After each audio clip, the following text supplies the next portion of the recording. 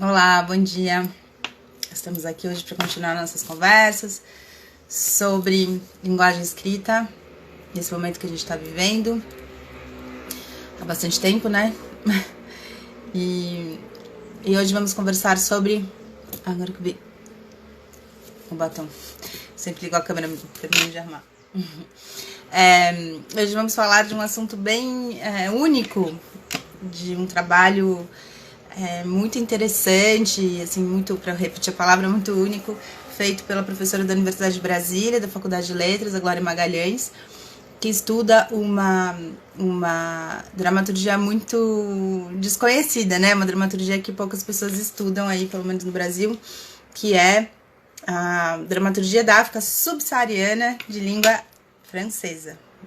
Ela entrou aqui, vamos pô-la na conversa.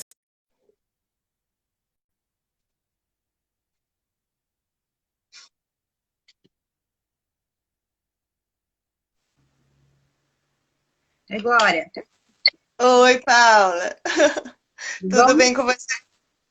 Tudo. Obrigada por você estar aqui.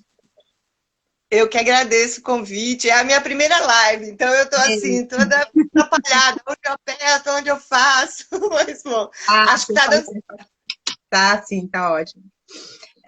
Bom, eu acho que vamos começar já, porque é um assunto muito único, né? Esse seu objeto de estudo, por muitos motivos, né, Glória? Assim, outro dia veio o Guga Streuter, que é um músico, ele falou da África, né? Você fala, lá na África, falou que são 64 países, né? Assim, é um mundo, muitas etnias, enfim.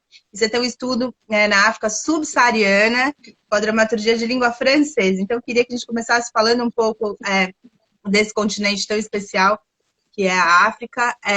O que é a África subsaariana? Porque, né, a gente também não sabe exatamente o que isso contempla. Desde que você começasse falando isso, explicando onde exatamente é, né?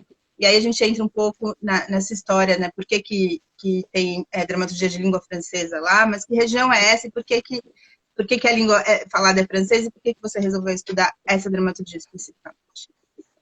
É bastante coisa, né? De fato, quando às vezes as pessoas falam dramaturgia ou literatura africana, mas a África, como você disse, assim, são muitos países, né? Então é importante a gente saber de onde a gente está falando, né? Uhum, Então, subsaariana é porque está abaixo do deserto do Saara, uhum, né? uhum, Essa região da África, né, com a qual eu trabalho, que eu trabalho com esses dramaturgos, ela é chamada também de África do Oeste, né? Tem vários nomes, né? Mas uhum, eu acabei adotando esse nome, né, África Subsaariana, porque uma das grandes pesquisadoras da França que pesquisa esses autores, né, que é a Sylvie Chalai, da Universidade de Sorbonne Nouvelle Paris 3, ela dá esse nome. Então, como eu sigo um pouco a linha dela de análise desses textos, eu acabei adotando também. E uhum, os países da África subsaariana, bom, os países da África de forma geral, foram colonizados seja por Portugal, seja pela França, né? E esses países eles foram colonizados pela França, né? Eu trabalho essencialmente com dois dramaturgos do Togo, né? Que foi colonizado pela Bélgica e depois houve também a Alemanha também, né? Aquelas brigas, né, que havia na colonização, né? De esse país é meu, esse país é meu, né? De dividir sim, o continente, absurdo, né? E dividir, fazer divisões políticas, separando etnias ou juntando etnias, né? Que tinham conflitos. Então, assim, aquela divisão política, né, imposta, né, pelo colonizador. O fato é que hoje o Togo fala francês e no Togo fala-se muitas e muitas línguas, é preciso saber disso.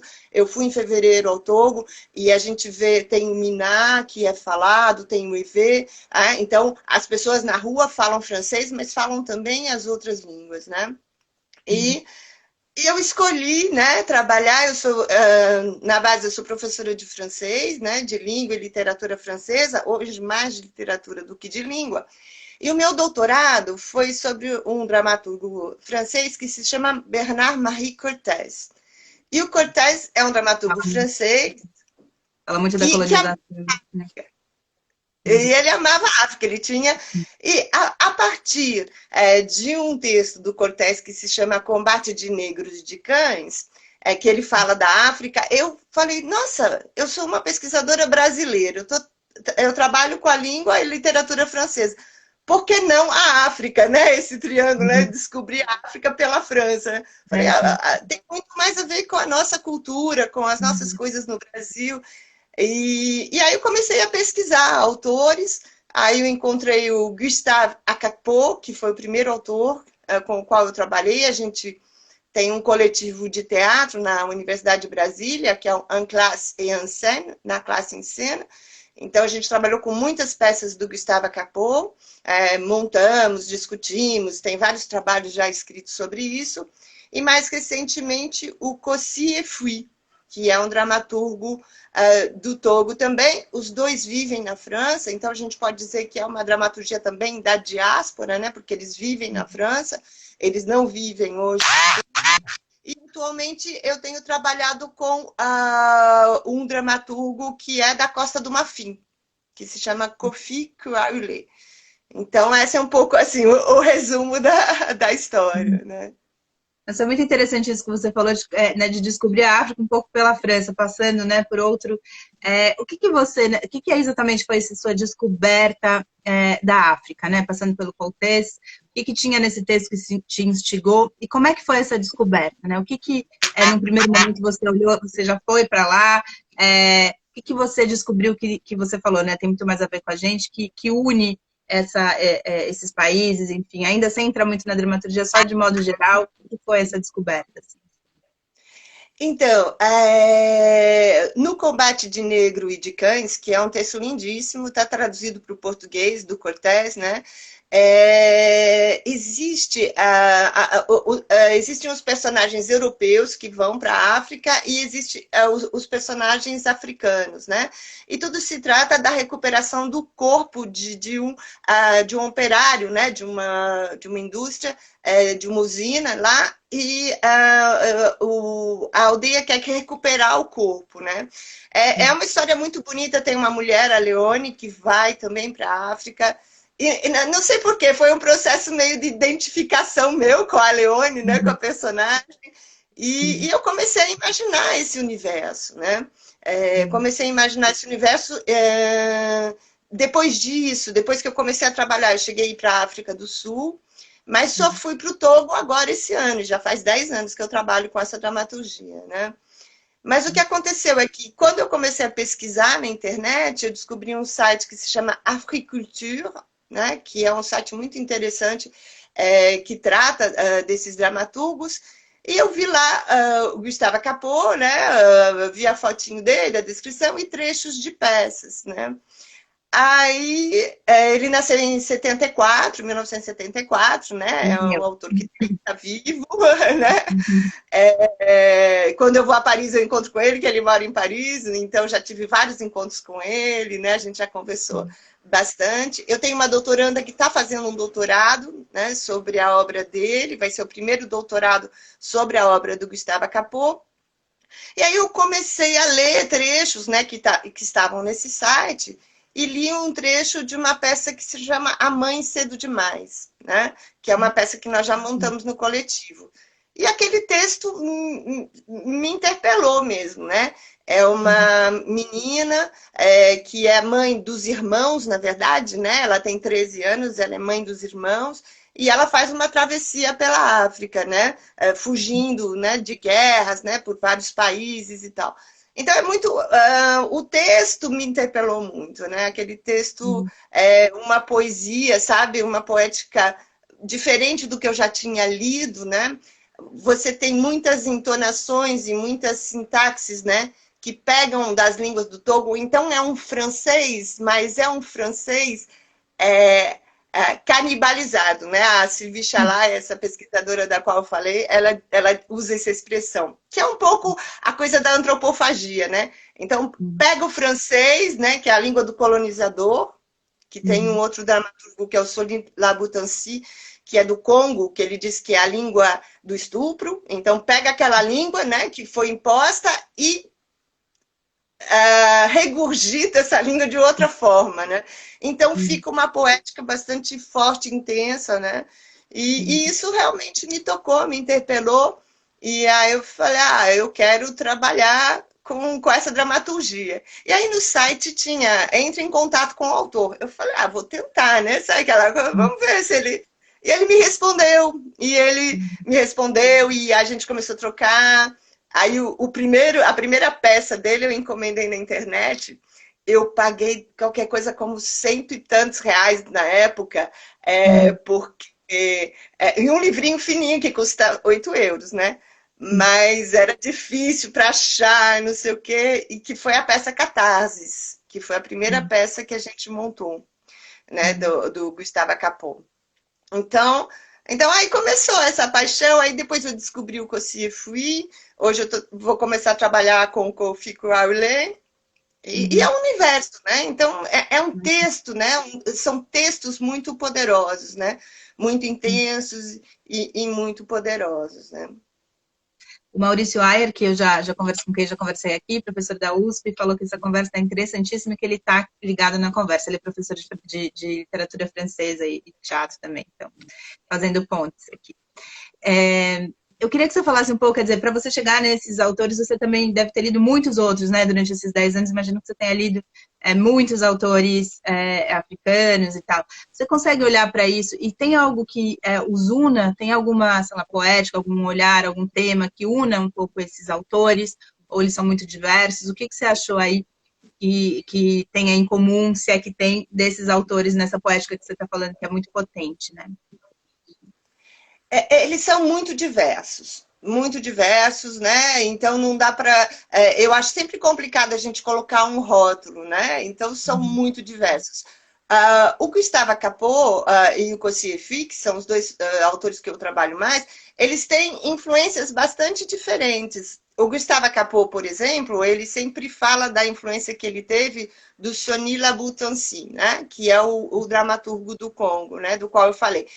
Ele é um pouco o tio mais velho, o pai mais velho, né? A influência da grande maioria dos autores dessa região, de língua francesa. É sempre importante a gente deixar isso claro, porque quando você vai para a língua inglesa, aí você tem o Soinka, você tem muita gente. Então, vamos, né, deixar nesse pequeno pedaço, né?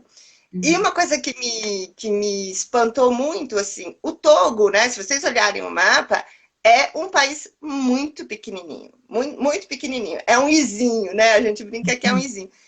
A quantidade de dramaturgos que tem nesse país é impressionante, é muito interessante, né? Como a dramaturgia é uma manifestação importante desses dramaturgos, né? Então, o Gustavo Capot, ele vai um pouco na linha do Sonny Labutancy. O Cossí Fui, ele tem uma influência do Sonny Labutancy, mas ele, nas entrevistas dele, né, ele mora na cidade de Nantes, então ele é também da diáspora, né? Também tenho contato com eles, já fiz entrevista, que a gente deve publicar um livro ainda no final desse ano ou no começo do ano que vem, sobre o coletivo de teatro.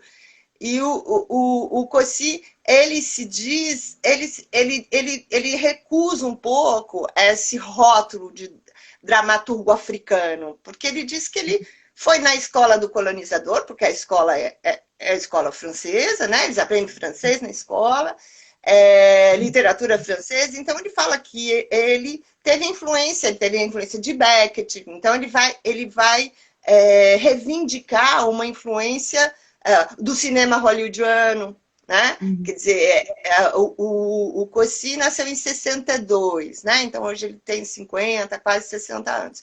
Então, eles reivindicam também essas influências, né? E rejeitando muitas vezes esse rótulo, né? Eles são dramaturgos e escrevem em língua francesa, né? Mas é sempre muito difícil você dar um rótulo que abranja, né? Todas essas tendências, essas escritas que são muito individuais, né? Que são muito individuais. Agora, eu pensei isso aqui, eu sei que não é a sua área, seria um pouco mais, talvez, antropologia, não sei, mas eu fiquei pensando aqui, mas o que seria ser africano, ou, enfim, né, tipo, morar no Tongo, no Congo, no Togo, enfim. Não é um pouco isso mesmo? Quer dizer, talvez essa pureza não exista, né? Quer dizer, você vai ser africano que nem a gente é brasileiro, junto com o português, junto com toda essa cultura também do colonizador, né? Então, não sei se tem uma discussão efetiva sobre isso também na própria dramaturgia, porque eu fiquei pensando nessa recusa de ser rotulado como um autor africano, porque tem todas essas influências. Mas ser africano hoje não é um pouco isso também, como a gente, como todo país que foi colonizado, infelizmente? Sim, com certeza.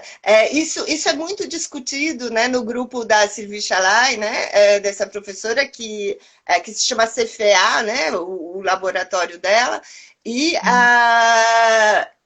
de fato, e a Sylvie, ela é antropóloga na base, né? Ela trabalha com antropologia do teatro, né? Então, essa discussão é bastante intensa, quer dizer, hoje, nós como brasileiros, né? Então, o cinema hollywoodiano, o rock and roll, né? O jazz, né? O Kofi Kuaule, por exemplo, reivindica muito uma influência do jazz. Então, tem já vários estudos publicados sobre a obra dele, né? O Kofi Kuaule é o que tem mais obras publicadas, né? Sobre a obra dele. Ele reivindica essa influência do jazz, né? O jazz foi feito por negros também que foram levados da África para os Estados Unidos, né? Exatamente. Então, isso hoje, né?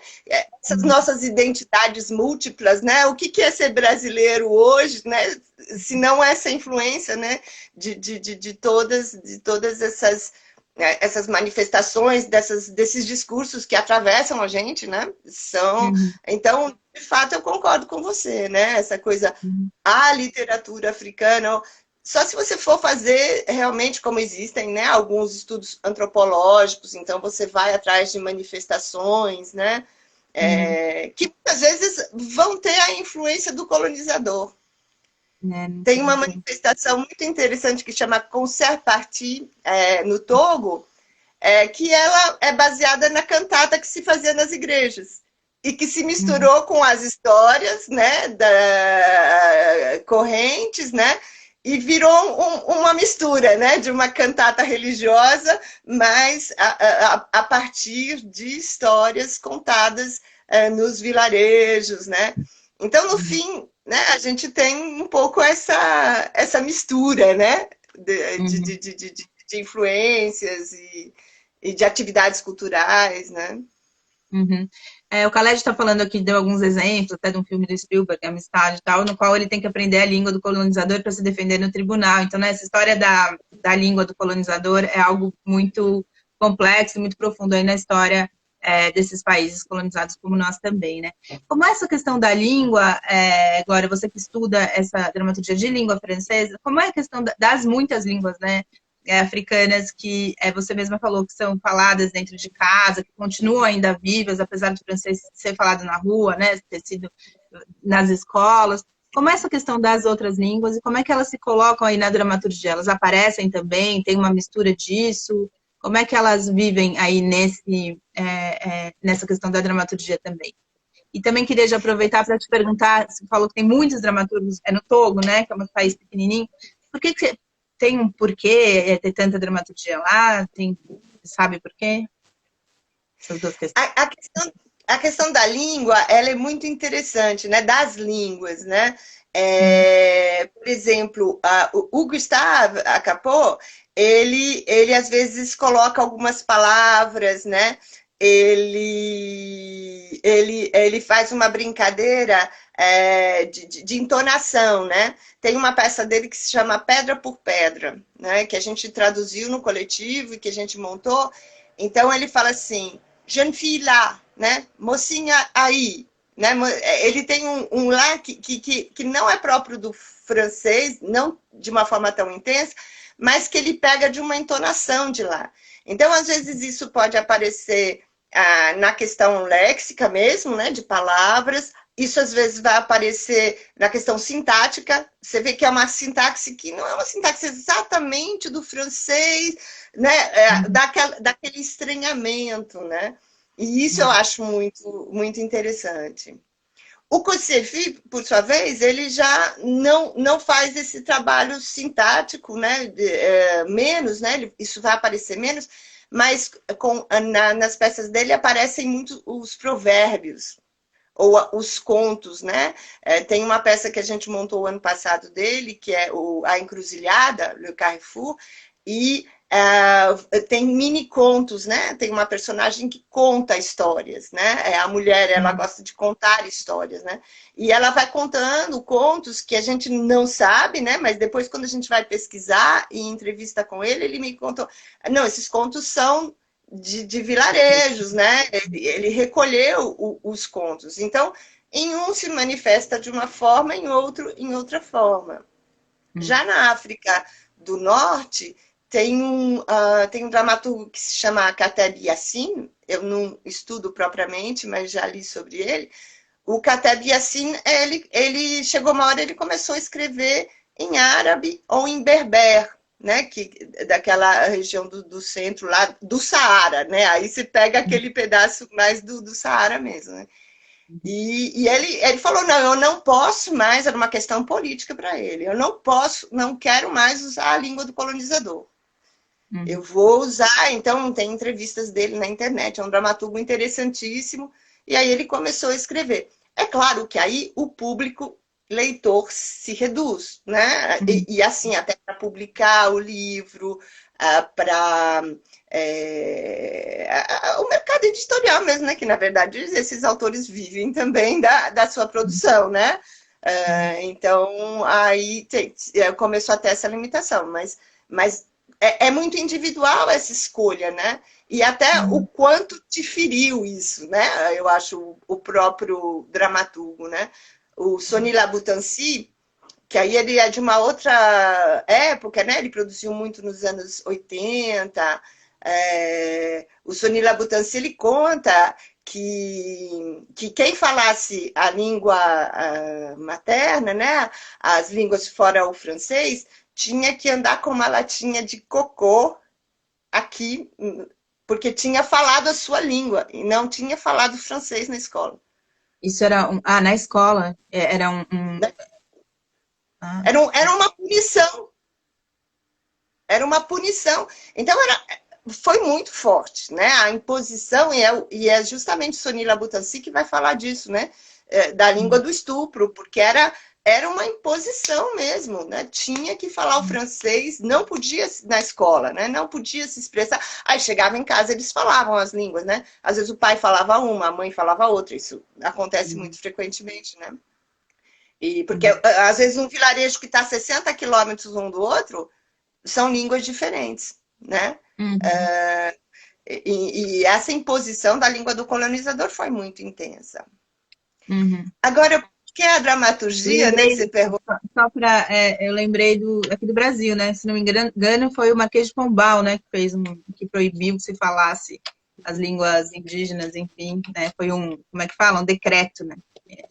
Então é muito, muito terrível essa questão da língua mesmo. É um grande poder, né?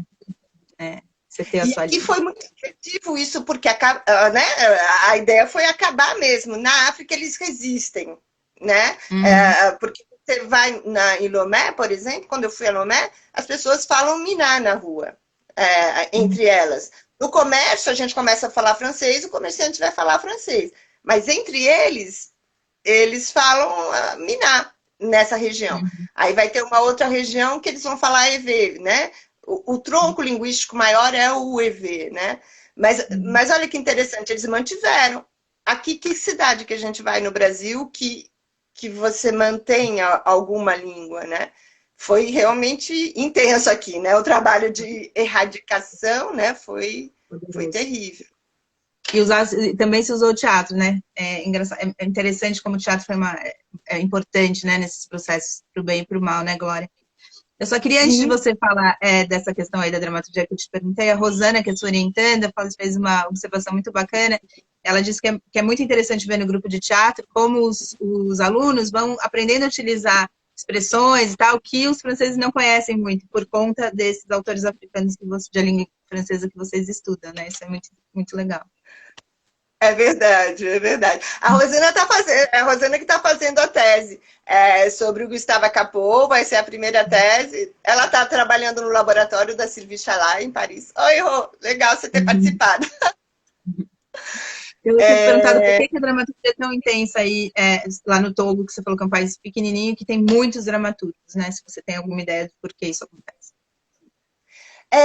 Eu não tenho uma resposta, né? Eu tenho reflexões e hipóteses, né? Que às vezes a gente conversa no nosso grupo de pesquisa, já conversei com eles, né?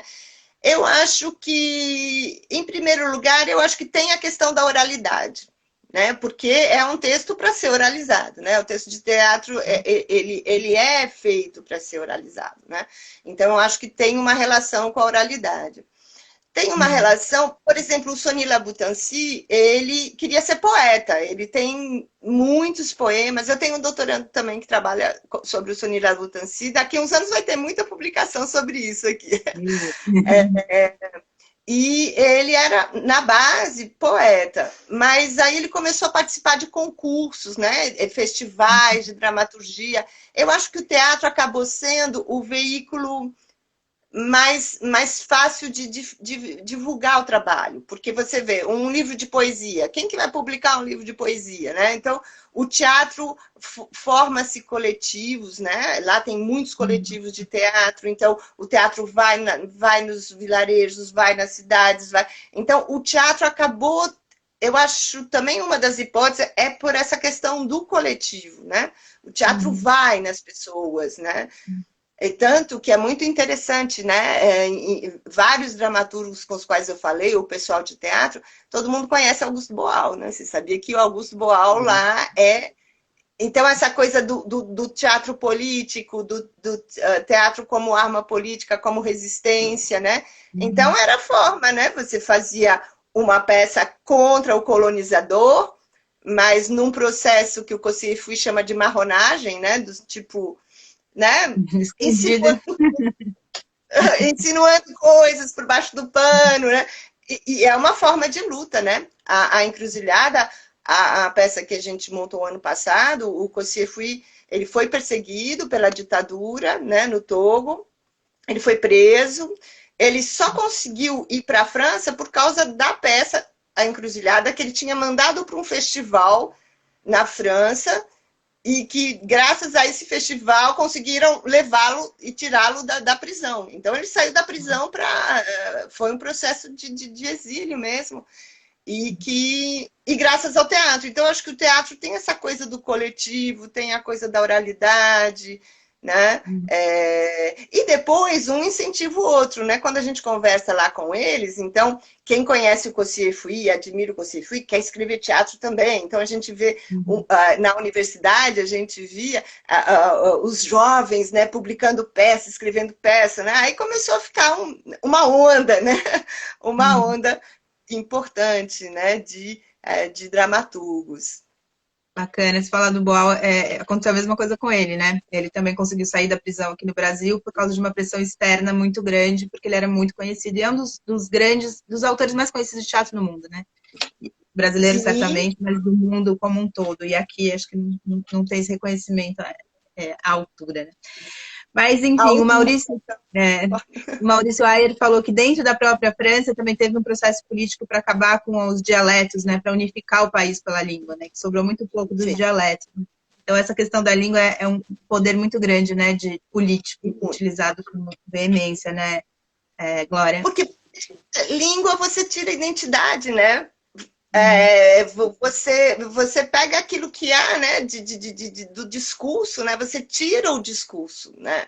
E isso é muito sério. Então, o poder político de tirar a língua e tirar a cultura, né, das pessoas, isso é muito grave, né? Você abala o alicerce básico, né? A linguagem, né? O tema das suas lives, né? A linguagem. Você tira a linguagem da gente, né? O que sobra, né, como ser humano para a gente poder se identificar, se dizer eu, né? É bastante grave mesmo. A Bruna falou que a encruzilhada é emocionante. E aí eu queria que você falasse um pouco dessa questão desses autores, né? Que você falou que são os autores da diáspora, né? Os autores que saíram dos seus países na África, foram para a França e já tinham esse reconhecimento, né? Da questão da língua, né? Quer dizer, então até foi, de um certo jeito, foi mais fácil. por que que saíram, como é que vem isso, e como é que é a produção, se você conseguiu acompanhar isso, antes e depois, né? Como é essa produção quando eles moravam na África e na França, o que que se modifica aí, e por que que tantos autores saem e vão para a África? Eu acho que Desculpa, vão para a França, falei errado, vão para a França. A principal razão da saída, né, o motivo da saída no caso do Togo, é político, né? Porque o Togo vem vivendo uma ditadura há anos, né? Então, passa de pai para filho, realmente, a gente tem pouca notícia disso, mas é realmente muito, muito grave, né? A situação da ditadura no Togo. Inclusive, quando eu estava lá, estava junto com a Rosana, minha orientanda, nós somos juntas. Estava perto das eleições, né? Então, assim, era muito raro quem ousasse dizer que iria votar sem ser no cara do poder, né? Então, assim, é uma ditadura, exército na rua, é uma ditadura muito, muito forte, né? Então, então eu acho que o motivo político ele acontece muito, muito para continuar os estudos, vamos dizer assim, né? Para fazer um mestrado, ou para fazer um doutorado, porque as universidades lá, você tem grandes universidades, boas universidades, mas sempre naquela luta, financiamento, né? A gente sabe como é, né? A gente também vive num país colonizado, né? Mas assim, aí por formação, eles buscam por um público maior, né? Mas eu acho que, essencialmente, pelo menos desses dramaturgos que eu tenho estudado, a questão política, ela conta muito, né? Para o Kossif foi vital, porque, né, era a forma dele sobreviver, e para o Gustavo foi importante também, mas não sinto que foi tão intenso, né? Porque ele não estava correndo risco de vida, né? O Kossif estava correndo risco de vida. E aí é difícil comparar o antes e o depois, porque eles foram muito jovens, né? O Cossi, ele foi em 82, ele tinha 20 anos, né? Então, Le Carrefour foi a primeira peça publicada dele, né? O Gustavo também, eles foram muito jovens, né, para a França. Então, é difícil fazer esse estudo comparativo, sabe? Da obra deles antes e depois, né? Mas o Kossifui escreve muitos romances, né? Hoje ele se dedica mais à escrita de romances, ele se dedica ao teatro porque ele tem um coletivo de teatro, que é o Teatro do Invisível, o Teatro de l'Invisible. Então ele até um termo do Boal, né? O Teatro Invisível também é um termo do Boal, né? Falou do Boal. Também é um termo do Boal. E ele se dedica, e o Gustavo se dedica mesmo à escrita, né? Ele é ator também, ele atua em várias peças. Lá na França tem uma coisa interessante que são as oficinas, né? As escolas chamam para dar uma oficina de teatro, né? Aqui também tem, né? Mas tem menos ajuda, né? Menos ajuda financeira para isso. E lá isso é uma forma deles sobreviverem também, né? Então tem uma cidade que chama, aí ele faz um ateliê, cria um texto junto com os adolescentes ou com adultos. O Gustavo já chegou a trabalhar em prisões também, né? Então, existe esse trabalho de workshops, de residências de escrita, né? Eles são convidados para ficar em algum lugar e escrever uma obra. Então, eles acabam vivendo disso, coisa que eu acho que se eles tivessem ficado nos países de origem, teria sido mais difícil, né? Isso poder acontecer, né? E a troca deles no sentido teatral acontece com os países africanos, enfim, de onde eles vieram ainda, Glória? Tem esse trânsito? Ou por conta, enfim, política e tal, isso não acontece? Eu digo assim, talvez deles montarem coisas, de ter um grupo lá que está em contato com eles, isso, você sabe se isso acontece efetivamente hoje em dia ainda? Acontece, né? Agora que eu tenho contato com o pessoal de Lomé, então a gente vê que existe uma conversa. O Gustavo vai bastante para Lomé, porque ele tem ainda a mãe dele lá, ele tem irmãos lá. Lomé. Em qual país? Não sei Togo, muito sobre no Togo. Para você é fácil, né? Mas a gente não conhece muitos, infelizmente, né?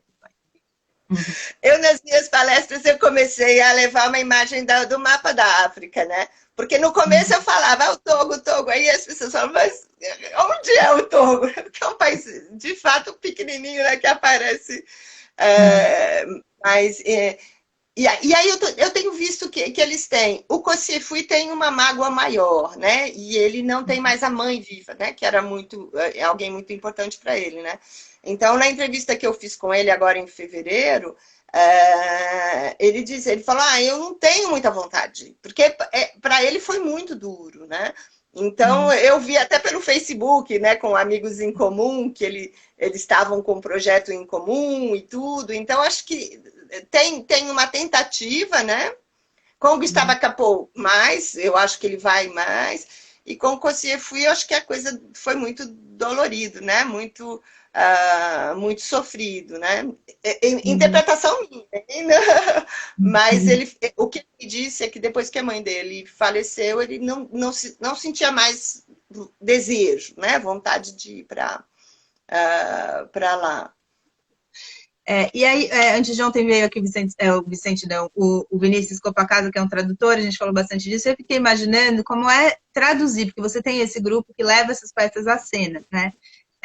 Como é que é traduzir? É você que traduz? Tem um grupo de estudo de tradução? Porque tradução é sempre um grande exercício, né? O Vinícius falou aqui que é traduzir um pouco uma cultura para outra, né? É um trabalho exaustivo e muito importante nesse sentido. Como é traduzir esses autores, que são autores africanos, de língua francesa, né? No qual você falou que tem essa mistura, né? Traz sempre algum ponto aí sobre a cultura também, a língua de origem, né, africana. Junto com o francês, traduzir isso para o português. Como é que é esse trabalho? Como é que você faz isso? E qual é aí, o que você tem para contar sobre esse trabalho tão interessante? A gente tem um coletivo de teatro, né, o Na Classe em Cena, no qual a gente encena em português e em francês, né, mas a maior parte das peças em francês. No próprio coletivo, a gente faz uma tradução que é coletiva. A gente abre um Google Docs, né, um documento compartilhado, e aí eu divido por personagem, né? Em geral, no nosso coletivo, tem 4, 5 estudantes que fazem a mesma personagem, né? Porque geralmente o coletivo tem mais gente, a peça do Kossiefi, por exemplo, tem só 4 personagens. Então, a gente tinha a personagem, a mulher, né? Era feita por 4 pessoas, que podem ser meninos ou meninas, né? A gente também não faz essa diferença. E aí, as 4 mulheres, por exemplo, vão mexendo lá na mulher. E aí a gente senta, né? Quando a gente se reúne para ensaiar, e a gente vai lendo. Aí vai lendo, a partir das pesquisas que eu já fiz, eu falo, aqui tem uma sintaxe mais assim, então a gente... E aí a gente vai fazendo na prática mesmo. Aí vai encenando, né? A encruzilhada, quando a gente fez em português, foi assim. A tradução coletiva e a prática, né? Vai lendo. Então, nesse processo, a gente já tem várias peças traduzidas. É sempre um grande problema publicar, né? Porque a gente não consegue... Teria que fazer todo um trabalho, assim, muito árduo, né? De ir atrás de editora, que é uma coisa que eu também não tenho muita paciência de fazer. Mas a gente tem muitas traduções já, né? De muitas dessas peças. E é um desafio, como você falou. A gente vai e faz e revê. Não, aqui não ficou bom. Quando vai dizer em cena, não, aqui não dá para dizer isso, tem que... E aí vai mudando. E é sempre o grupo todo. Eu não posso dizer, eu assino essa tradução, porque a tradução, ela é realmente do coletivo. E a gente tem um grupo de estudos também, que é o LEDRAC. No meu canal do YouTube, o nome que está é do LEDRAC, né? Literatura, Educação e Dramaturgias Contemporâneas, que é um grupo de pesquisa, né? Daqueles ligados ao diretório de pesquisa da CAPES, né? Que aí é a questão acadêmica, né? Que a gente, como pesquisador, né? Tem esses grupos de pesquisa. Então, no LEDRAC, aí a gente faz leituras mais teóricas, né? Sobre dramaturgia, menos sobre tradução. A gente não tem estudado tradução teoricamente. Muito embora o meu mestrado foi sobre tradução do teatro. Eu trabalhei com o Valère Novarrinat, cartas Uau. aos autores do Valère Novarrinat. Mas aí acabei indo por outros caminhos e hoje a tradução é mais uma coisa que eu faço por prazer mesmo, para colocar as peças em cena. Não tenho um estudo, né, propriamente dito, hoje sobre tradução. A Bruna disse que traduzir os textos é o mais difícil e incrível, ver como aquela tradução fica em cena, né? E vocês têm esse, que a sua orientanda também, né? Ou trabalha com A você. Bruna participou da peça, participou já de 2 peças, né? Que bom ver você aí, Bruna. Como é, quando vocês fazem essa tradução, agora vocês têm esse cuidado, enfim, esse interesse de marcar um pouco essa questão da forma de falar das línguas africanas, e tem como marcar isso um pouco na tradução, porque isso no francês, como você falou, fica mais claro, né? Quando você traz isso para o português, tem essas marcas? Vocês se preocupam com isso? Tem essas marcas. A gente tenta manter. Uma das peças, a Pedra por Pedra, que é uma peça que fala sobre o apedrejamento, né, de mulheres. Pedra por Pedra foi traduzida por uma colega do Instituto de Letras, que é a Alice Araújo Ferreira, e a Alice fez toda uma pesquisa daquele que eu falei, né? Moçaí, né? Esse aí, né? Que colocava no francês, e ela fez toda uma pesquisa para entender, né? Ela até publicou um artigo sobre isso, para entender por que dessa partícula, né? E que vem de uma entonação de línguas da Costa do Marfim, porque o Gustave se inspirou numa língua da Costa do Marfim. Então a gente procura. Essa mesma peça tem um duelo de provérbios no final, né? Tem um jovem e um mais velho que fazem um duelo de provérbios, né?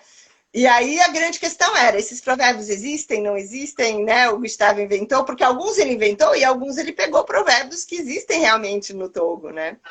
Então a gente foi fazer todo um estudo, né, para ver, puxa, esse provérbio, né, como é que será? Ela tem um artigo muito interessante, se vocês colocarem na internet dá para ver. Mas é uma preocupação, sim, manter, é sempre isso, né, manter a oralidade do texto, manter a questão cultural, né? Como é que você vai fazer a questão cultural? Então, são vários desafios, né? Não é só traduzir as palavras, né? Mas são vários desafios na tradução. Uhum. Como é que esses autores que estão morando na França, o que eles contam um pouco dessa vida lá, né? Essa questão do preconceito, essa questão do dia a dia, que a gente vê aqui, né? Enfim, essas questões aflorando aí em muitas coisas difíceis, né? Como é que é o dia a dia deles lá? Como é que eles te contam dessa vivência? E o Khaled também perguntou se essas peças circulam no teatro africano. Elas. A peça Le Carrefour, do Cossier Fui, circula bastante, porque ela virou um ícone. É uma peça muito conhecida, né? Então, lá no Togo, circula bastante. Eu não sei se circula nos outros países, isso que é difícil, né? A gente corre o risco, às vezes, com generalizar coisas que não são generalizáveis, né?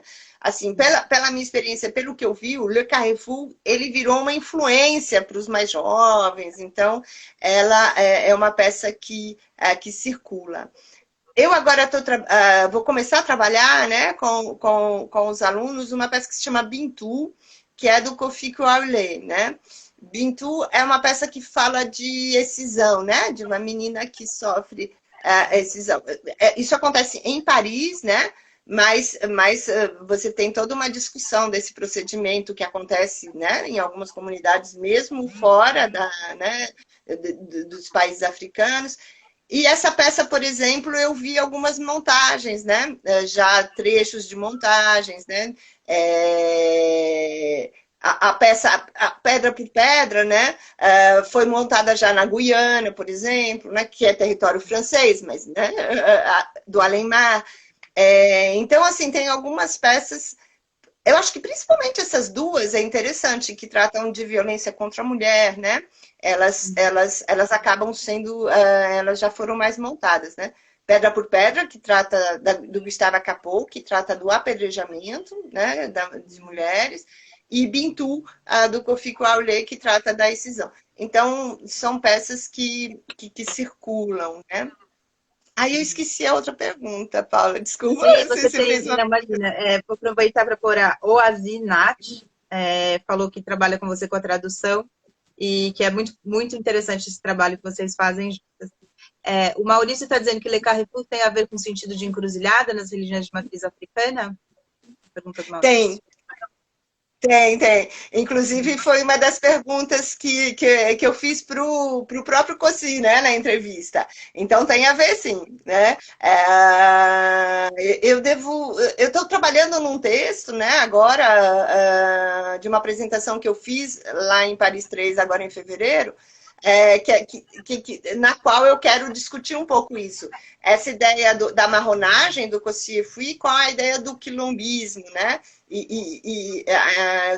Do quilombo e das religiões de matriz africana. Então, tem relação, acho que não dá para falar aqui agora, porque é uma coisa que eu ainda estou trabalhando e pensando para um texto, mas tem uma relação importante. Inclusive, tem um orientando que está fazendo mestrado sobre isso também.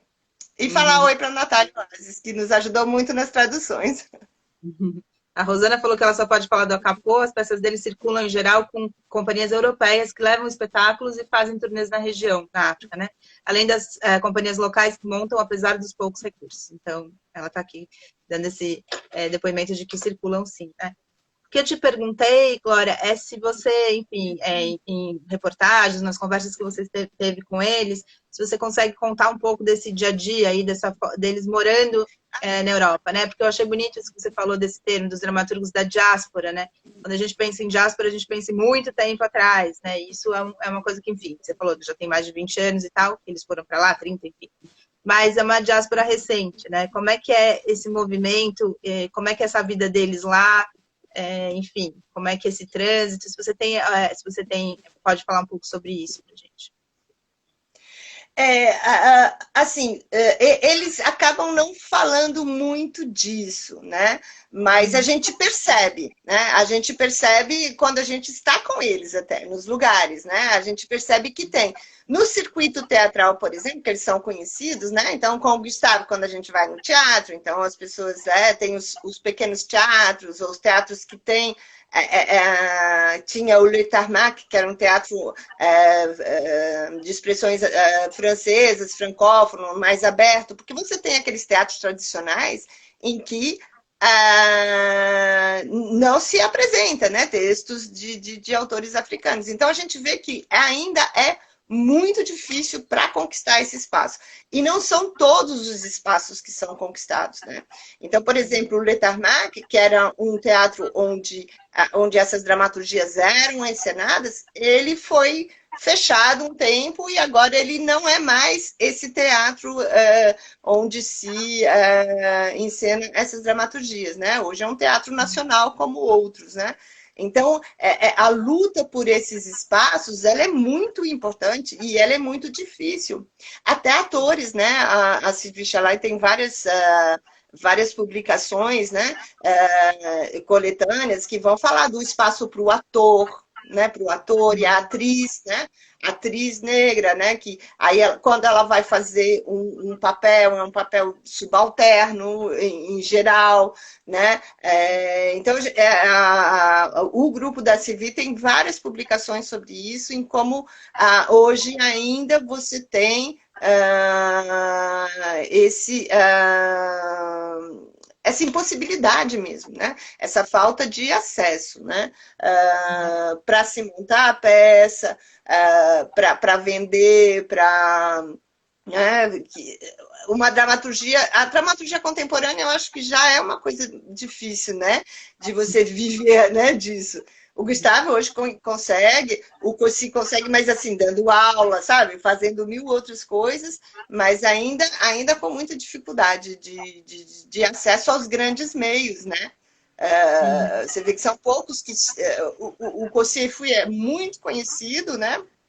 E vai aparecer pouco nos grandes meios de comunicação. O Kofi Coaulé, assim, muitas peças publicadas e encenadas também hoje está começando a aparecer, tanto que no Festival de Avignon, né? O ano passado eu fui ao Festival de Avignon, a peça do Gustavo Capot estava no in, né? Porque se tem o in e o off no Festival de Avignon de teatro. Então, mas foi um acontecimento, assim, nossa, né? Porque, em geral, né, a Sylvie Chalais, em geral, tem uma universidade de verão, né, no Festival de Avignon. Em geral, eles estão no off, nas salas menores, né? Mesmo com Então, tanto tempo de carreira, mesmo com tanta, né, com tanta experiência e tal, ainda essa dramaturgia africana, ainda que em língua francesa, ainda que morando lá há tanto tempo, ainda fica no off, né? Ainda não é essa igual. exatamente. Uhum. Não entra, né? É uma luta constante para entrar né, no mesmo nível, Mesmo. né, de publicidade, porque você está no IN, né? Claro que vai ter mais publicidade, seu texto vai ser mais conhecido, né? É bem complicado. Só estou olhando ali o horário, mas temos um tempinho. Como é que é conhecer essas outras dramaturgias desses outros países africanos, dessas outras Áfricas, né? Se a gente pode dizer, né? Está falando aí da subsaariana, de língua francesa. Tem, digamos, um trânsito entre os países. Aqui no Brasil, por exemplo, se estuda outras dramaturgias de diferentes países africanos que poderiam, sei lá, se conversar entre os pesquisadores. Existe isso? Você tem, digamos assim, notícia dessas outras dramaturgias ou não? São coisas muito segmentadas, separadas? Na verdade, eu não tenho tanta informação, né? Eu também acho que é uma falha minha, né? De não buscar tanto os Só vocês têm que contatos, né? fazer como professor universitário, Glória. Não sei nem como vocês conseguem dar conta, né? Pelo amor de Deus. De vez em quando a gente fica, né? E o coletivo de teatro dá muito trabalho, porque cada semestre a gente monta uma ou duas peças, né? Então, às vezes eu fico. Eu sei que na USP, né? Agora eu não vou lembrar porque minha memória é péssima, mas na época que eu fazia mestrado lá, uma professora que trabalhava com o Soinka, né? De língua inglesa. Você tem na Universidade do Paraná, né, no último colóquio que eu fui do GT Dramaturgia e Teatro, né, da nossa associação que é a Ampol, eu tive contato também com o Walter, um professor da Federal do Paraná, que está querendo publicar mais coisas, inclusive publicou uma coletânea com o texto da Sylvie Chalais. Então, eu acho que é uma coisa que está crescendo, né? Então, tem muita gente trabalhando com romance, né? De mulheres, né? Muita gente trabalhando romance de mulheres. Então, eu acho assim, eu acho que é uma coisa que está crescendo, né? Que tem um pessoal que já vem trabalhando aí há uns 15, 20 anos, né? O que eu acho que falta é justamente a gente ter tempo de se juntar, de se unir, de trabalhar juntos, entendeu? Eu acho que o que falta é isso, porque eu vejo, né, que tem iniciativas, né? No romance tem muita gente trabalhando. Eu não vou citar agora para não correr o risco de não citar todo mundo, mas no romance tem muita gente, tanto de língua inglesa, de língua portuguesa, de língua francesa, né? Então tem muita gente trabalhando. Agora, uma coisa que sempre intriga, né? Me intriga, intriga a Rosina também, a gente sempre fala a respeito disso, o fato de haver poucas mulheres dramaturgas. Essa era uma pergunta que eu ia fazer, me perdi aqui, mas bom que você trouxe de volta. É isso, porque você só citou homens dramaturgos, né? Não tem mulheres dramaturgas. Tem romancistas, mas não dramaturgas, é isso? Poucas dramaturgas, né? O Togo tem poucas romancistas também, né? Não sei se é por causa dessa sociedade tão repressiva. Então a mulher. Certeza, né? Mas elas não podem. É terrível. Lá é muito complicado a questão né, feminina. Mas é uma coisa que eu não tenho uma resposta, mas eu me coloco muitas questões, né? Do tipo, acho que tem a ver com essa repressão. Teatro, você sabe que é um lugar de gente, né? Teatro é de prostituta. Quando a gente mas se interessa... Ainda se vive nessa ideia, talvez, né? Eu acho que tem um pouco isso. um pouco a falta de espaço, né? De espaço até na educação, né? A gente reparou uma coisa interessante lá na universidade, que as mulheres, até para fazer perguntas, as mulheres perguntavam pouco em relação aos homens. Em geral, nas conferências, eram os homens que perguntavam.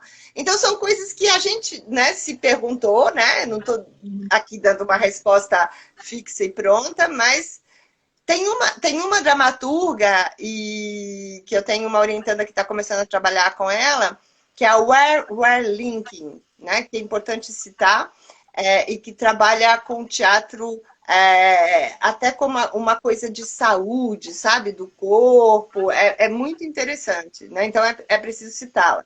Mas você vê que, né, eu citei grande parte de homens um nome que me vem é só da Weberlink.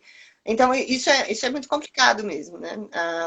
A mulher acaba tendo ainda muito pouco esse espaço, né, de atuação. Uhum. Bom, teria muitas coisas para continuar falando também dessa questão, mas temos 5 minutos só, né, Glória?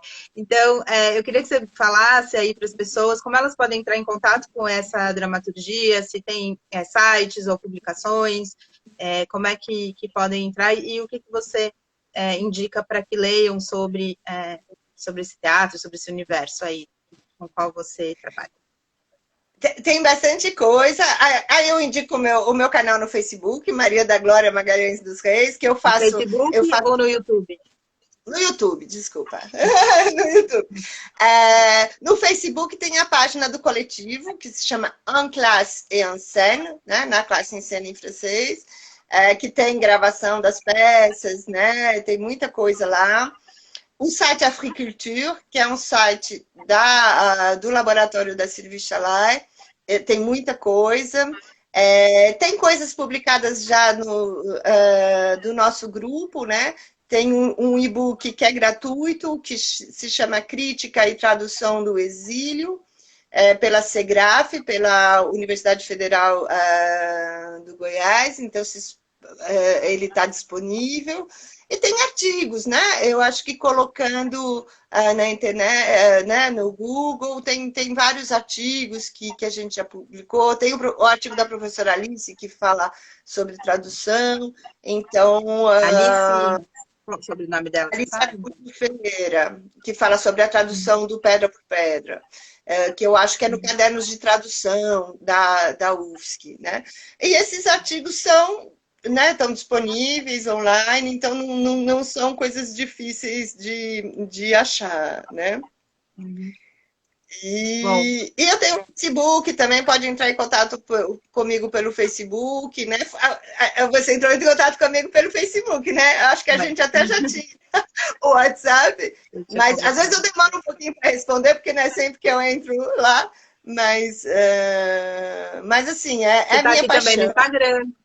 Tá no Instagram também, dá pra achar. Tô começando com essas coisas. Agora, né? Era muito ruim disso, eu não sabia como entrar, eu não sabia. Agora a gente está sendo obrigado, né? A gente vai lá, entra. Tem jeito, né, Glória? Bom, o pessoal está agradecendo, gostaram muito, a Cida, a Rosana, o Maurício falou que vai atrás. Acho que tem uma ponte bacana entre vocês que estudam teatro de língua francesa. E muito obrigada, parabéns pelo trabalho, acho que é super importante, né? O Maurício falou, Glória, vou te procurar para dar uma aula no ano que vem para a turma de teatro francês na FEPELET, viu? Eu adoro essas pontes que acabam acontecendo. A Bruna falou grata às duas, a Beth, parabéns, amiga Glória. E é isso. A Bruna também. Agradeço muitíssimo, Paula. Agradeço mesmo o convite. Foi um prazer imenso te ver de novo, né? Conversar. Foi bom demais mesmo. Eu agradeço muitíssimo. Obrigada a todo mundo que veio. Amanhã a gente continua aqui para conversar. Amanhã vamos continuar com dramaturgia, com Léo Lama. Vem falar aqui sobre a dramaturgia dele. Que legal. Obrigadão, querida. Tchau, gente. Todo mundo que veio. Até amanhã. Obrigada pela presença. Beijo. Tchau.